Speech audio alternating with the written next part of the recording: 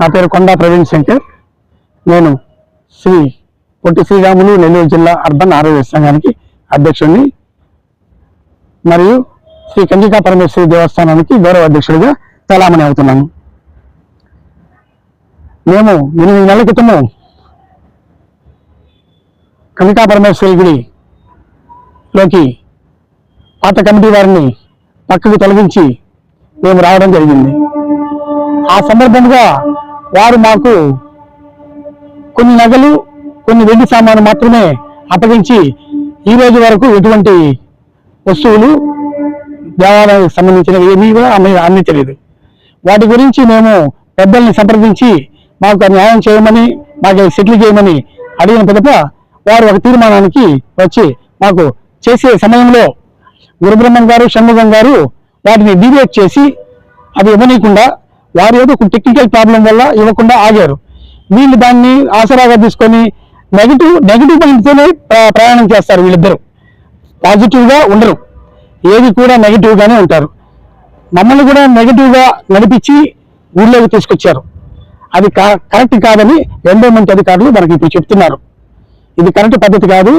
ఆ దేవస్థానానికి సంబంధించిన కోట్ల రూపాయల ఆస్తులను, నగలను మీరు ఎటువంటి రైతు లేకుండా తీసుకుంటున్నారు, మీరు చలామణి చేస్తున్నారు. అలాగే దేవస్థానానికి సంబంధించిన ఇళ్ల బాడుగులు కానీ, కొట్టు బాడుగులు కానీ కూడా మేము వసూలు చేయకూడదని, వాటిని ఖర్చు పెట్టకూడదని వారు మాకు చెప్పడం జరిగింది. అది గురుబ్రహ్మం గారికి తెలుసు, షణ్ముఖం గారికి కూడా తెలుసు. కానీ దాచిపెట్టి కమిటీ వాళ్ళని దాచిపెట్టి ఒక మూకుమ్మడిగా ఒక 20 మందితో ఈరోజు విజయవాడకు వెళ్ళారు. దేనికి ఇలా? మీరు ఏం చేస్తామనుకుంటున్నారు? గతంలో ఇలానే యుగోలకు పోయి మన పెద్దలు ఇచ్చిన ఆస్తులను, సర్వోదయ కాలేజీ కానివ్వండి, మొగల్లిపల్లెడు సత్రం కానివ్వండి, ఇలా ఎన్నో ఉన్నాయి మనవి, ఒకటి కాదు. వాటన్నిటినీ ఇలా యుగోలకు పోయి మనము దారాదత్తం, ఎండోమెంట్కి దారాదత్తం చేస్తున్నాం. అలా కాకుండా మంచిగా ఆలోచించి మన అమ్మవారిని మనం కాపాడుకోవాలా. మన అమ్మవారి గురించి మనం అందరం ఆలోచించి ఒక మంచి నిర్ణయం తీసుకొని ఎలక్షన్కి వెళితే బాగుంటుంది నా అభిప్రాయము. అందుకని మీరందరూ కూడా దేవస్థానానికి సంబంధించిన కమిటీ మెంబర్లు కానివ్వండి, దాతలు కానివ్వండి, సభ్యులు కానివ్వండి, భక్తులు కానివ్వండి, అందరూ ప్రతి ఒక్కరూ ఆలోచించి ఒక మంచి నిర్ణయాన్ని తీసుకునే విధంగా అమ్మవారిని మనము వేడుకుందాము. అలాగే ఈరోజు గురుబ్రహ్మము, షణ్ముఖం గారు ఇద్దరు చాలా దుర్మార్గంగా నేను ద్వారకా మీటింగ్కి వెళ్ళానని నన్ను అన్పాపులర్ చేయడానికి ప్రయత్నం చేస్తున్నారు కాదు. ఈ విషయాలు బజార్లో ఏంటనేది ప్రతి ఒక్కరికి తెలుసు, నేనేంటనేది అందరికీ తెలుసు. అందువల్ల దాని గురించి కాదు. ముఖ్యంగా నాకైతే గుడిలో అడుగు పెట్టిన మొదలుకొని మనం గతంలో ద్వారకానాథుని దొడ్డిదారిన వచ్చావు అని అన్నాం, పాత కమిటీ వాళ్ళు కూడా దొడ్డిదారిన వచ్చారు అన్నాం. కానీ మనం ఎలా వచ్చాం? మనం దొడ్డిదారిన వచ్చాం. మనకి ఏ రైతు లేకుండా మనము అక్కడ రికార్డులు మెయింటైన్ చేస్తున్నాం. మనకి ఎక్కడికి రైతు? ఒకటి ఆలోచించండి అందరూ. అందుకని ప్రతి ఒక్కరూ ఆలోచించి మంచి నిర్ణయం తీసుకొని మన ఆస్తులను మనం కాపాడుకునే విధంగా, మన నుంచి చేయజారిన వాటిని కూడా మనం చేతిలోకి తీసుకునే విధంగా చేయాలనేది నా సంకల్పం. గతంలో నేను అన్నదాన సమాజానికి కూడా ఎన్నో సేవలు చేశాను, మీ అందరి ఆదరాభిమానాలతో, మీ అందరి దాతృత్వంతో. అలాగే ఈరోజు ఈ గుడిలో కూడా మనం మంచి పేరు తెచ్చుకోవాలా. మనకెందుకు నేనైతే పోయిన మొదలుకొని నాకైతే మాత్రము మనసు అంగీకరించడం లేదు. అక్కడ అమ్మవారి దగ్గర గౌరవ అధ్యక్షుడిగా ఏదైతే షణ్ముఖం గారు కానీ గురుబ్రహ్మం గారు కానీ చెప్పాము. వాళ్ళకి చెప్తేనే వాళ్ళు అంగీకరించడం లేదు, వాళ్ళు ఏకీపించడం లేదు. ఇలానే చేయాలంటారు. అంటే వాళ్ళంతా నెగిటివ్ మైండెడ్ అండి. కొంతమంది వాళ్ళకు ఉన్నారు, వాళ్ళు నెగిటివ్ న్యూస్ చర్చిస్తారు. ఆ నెగిటివ్ న్యూస్ నే వాళ్ళు మార్కెట్ లో వదులుతూ ఉంటారు. ఏదైతే ఇప్పుడు దాకా చూసామో ఆరోగ్యశ్రీ సంబంధించిన చాలా సంస్థలు కూడా చాలా వరకు కూడా ఎండమెంట్కి వెళ్ళిపోయాయి. అదే విధంగా ఇది కూడా ఇది ఆల్రెడీ చాలా మంది కేసులు వేస్తున్నారు దీని మీద కూడా. అటువంటి పక్షంలో ఉన్న సంస్థను మనం వచ్చి దాన్ని బోధించుకోవాలంటే చాలా కష్టమైన పని. 24 గంటలు మనం గుడిలో భక్తి భావాలతో కార్యక్రమాలు చేస్తామా? ఈ కేసులు వ్యవహారాలు అంటూ ఎండోమెంట్ చుట్టూ, మున్సిపాలిటీ చుట్టూ ఇలా తిరుగుతూ ఉంటామా? అందరూ వ్యాపారస్తులు, ప్రతి ఒక్కరూ ఆ ఉండే వాళ్ళు అందరూ నాకు ముఖ్యమైన వాళ్ళే. గురుబ్రహ్మం కానీ, షణ్ముఖం కూడా మేము అందరం కలిసి ప్రయాణం చేశాం. ఈ రోజు ఒక ద్వారకానాథ్ మీటింగ్కి పోయిన దానికి నన్ను పెద్దలను నాకు అనుమతి ఇచ్చారు పెద్దలు, వారిని కూడా దూషించి మాట్లాడుతున్నారు. అది ఎంతవరకు కరెక్ట్? ఈ విషయం మీరు నారాయణ గారి దృష్టి మంత్రి దృష్టికి తీసుకుపోయాను, మంత్రి అనుచరులు ఉన్నారు వారి దృష్టి కూడా తీసుకుపోయాను, వారికి చివాట్లు కూడా పెట్టించాను.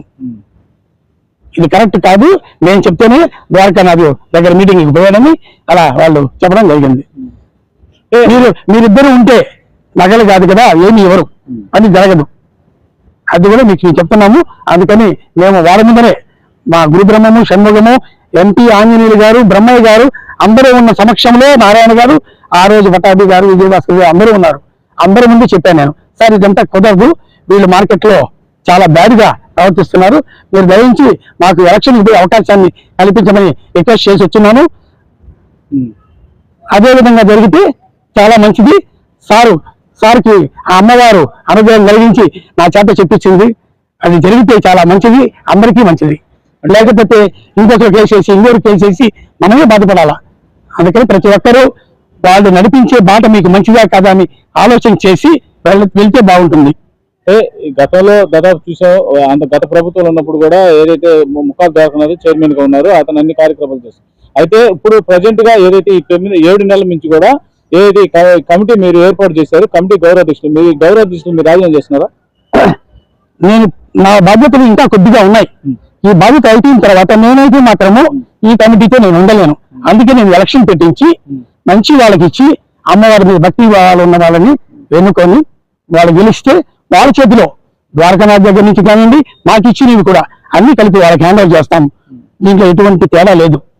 గుడిలో నేను చిన్నగా ఒక ఉండి పెట్టిద్దామని నేను ప్రయత్నం చేశాను. ప్రయత్నం చేస్తే ఉండే ఉండి చాలు, ఈ సోనస్పేట వాళ్ళు ఉండిలో డబ్బులు వేస్తావా అని గురుబ్రహ్మం గారు, షణ్ముఖం గారు ఇద్దరు నాతో అనడం జరిగింది. నాకు చాలా బాధ వచ్చింది. ఇంత 13 కోట్ల రూపాయలు సుమారుగా కలెక్షన్ చేసి అంత సోనస్పేట వాళ్ళు, పెద్ద బజార్లో, చిన్న బజార్ అందరూ ఇచ్చింటారు. కానీ అలా అనడం చాలా తప్పని నా భావన. అది ఈ సందర్భంగా మీకు తెలియజేస్తున్నా. ఇప్పుడు ఏదైతే ప్రశాంతంగా ఇప్పుడు జరుగుతుందని కూడా చాలా మంది కూడా భక్తులు కూడా అనుకుంటున్నారు. కొన్నిసార్లు కూడా బాగా చేశారు. అయితే ఇప్పుడుండే పరిస్థితులు ఏదైతే ఈ అమ్మవారి దేవస్థానం ఎండోమెంట్కి పోకుండా ఉండాలంటే ఎన్నికలు పెట్టి ఎన్నికలు ఏదైతే ఉండాలని మీ ఆలోచన? కరెక్ట్ గా మీరు అడిగారు నన్ను క్వశ్చన్. ఎలక్షన్ పెట్టి ఎవరైతే గెలుస్తారో, ఎవరైనా ఇప్పుడు ఉండే వాళ్ళు కూడా నిలబడవచ్చు, వాళ్ళు గెలవచ్చు, వాళ్ళకైనా అందించేస్తాము. దాంట్లో ఎటువంటి తేడా లేదు. ఎలక్షన్ పెట్టాలని అభిలాష.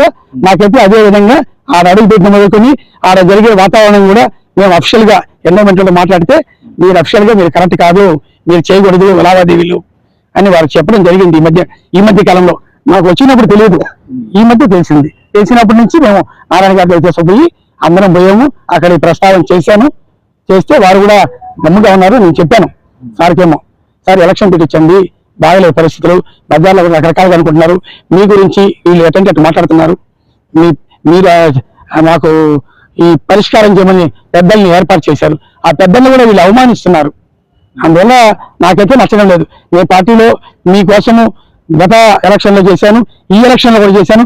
మీ పద్ధతులు అన్ని నాకు నచ్చి నేను అన్ని ప్రయాణం చేస్తున్నా. నేను 10 సంవత్సరాల నుంచి నా వ్యాపారాలన్నీ మానుకొని నేను సేవా కార్యక్రమాల్లోనే ఉన్నా. మీకు తెలుసు అన్నదాన సమాజానికి నేను ఎంత చేశాను అనేది. అలాగే 1,70,00,000 రూపాయలు నిలవపెట్టి వచ్చినోడిని నేను. 70-80 సంవత్సరాల చరిత్రలో ఎవరు కూడా అంత ఫండింగ్ ఆడ పెట్టి అన్ని సేవా కార్యక్రమాలు చేసిన వాళ్ళు లేరు. ఇప్పుడు ఏదైతే 7 నెలల నుంచి కూడా మీ ఏదైతే మీ కమిటీ మెంబర్లు కానీ, గౌరవ అధ్యక్షులు కానీ, మీ అధ్యక్షులుగా ఉన్నారు. అయితే ఇప్పటికీ దాదాపు ఏదైతే పాత కమిటీ వాళ్ళు మీకు ఏమన్నా ఇంత అమౌంట్ కానీ, ఇది నగలు కానీ ఏదైనా హ్యాండ్ ఓవర్ చేశారు? చెప్పాను కదా ఇందాకే, కొద్ది వెండి సామాను, కొద్ది బంగారు సామాను మాకు ఇచ్చిన్నారు. కాకపోతే ఇంకా చాలా ఉన్నది. డిపాజిట్స్ ఉన్నాయి, నగలు ఉన్నాయి, గోల్డ్, అలాగే బాండ్స్ ఉన్నాయి, ఎఫ్డీస్ ఉన్నాయి, ఇలా న్యూస్ బుక్లు ఉన్నాయి. అన్ని ఇస్తే గానీ మేము అక్కడ రైట్ పర్సన్ కాదు. అందుకని నేను అన్నమాట అర్థం చేసుకోవాలా ప్రతి ఒక్కరు.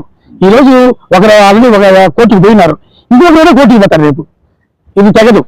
ఇది ఇలాగే జరిగితే అందరికీ ఈగోలు ఉంటాయి, ఆ ఈగోలు దెబ్బతింటాయి. అందుకని ప్రతి ఒక్కరు ఆలోచన చేసి మంచిగా ఆలోచించండి. మనం ఎలక్షన్ పెడదాం, మీరు కూడా ఉండండి, పార్టిసిపేట్ చేయండి, మీరు గెలవండి, గెలిచి అమ్మవారికి సేవ చేయండి. ఇదే చెప్తున్నాం.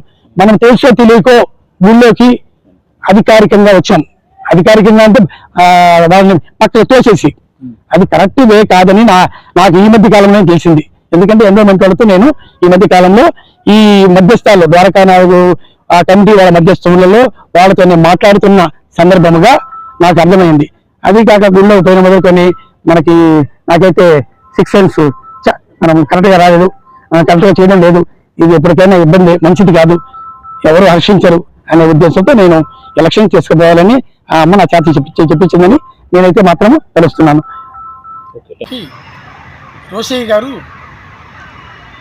కనికా పరమేశ్వరి దేవస్థానాల మీద, అన్నదాన సత్రాల మీద, అలాగే సాయిబాబా టెంపుల్స్ మీద ఒక జీవో ఇచ్చి ఉన్నారు. ఎండోమెంట్ పరిధిలో లేకుండా వారు సొంతంగా వాటిని చేసుకోవచ్చని. కానీ ఈ విధంగా మనము అరుచుకొని కొట్టుకొని కేసులు వేసుకొని ఈ విధంగా దౌర్జన్యంగా లోపలికి పోతే అవన్నీ పనిచేయవు. మనకి జీవోలు ఉన్నాయి, అధికారాలు ఉన్నాయని అనుకుంటే చాలా తప్పు. అందుకని ప్రతి ఒక్కరూ ఆలోచించండి. అటువంటి వాటిని మనసులో పెట్టుకోకుండా మనం అందరం కలిసి ప్రయాణం చేద్దాం. రేపు ఎలక్షన్స్ పెట్టుకుందాం.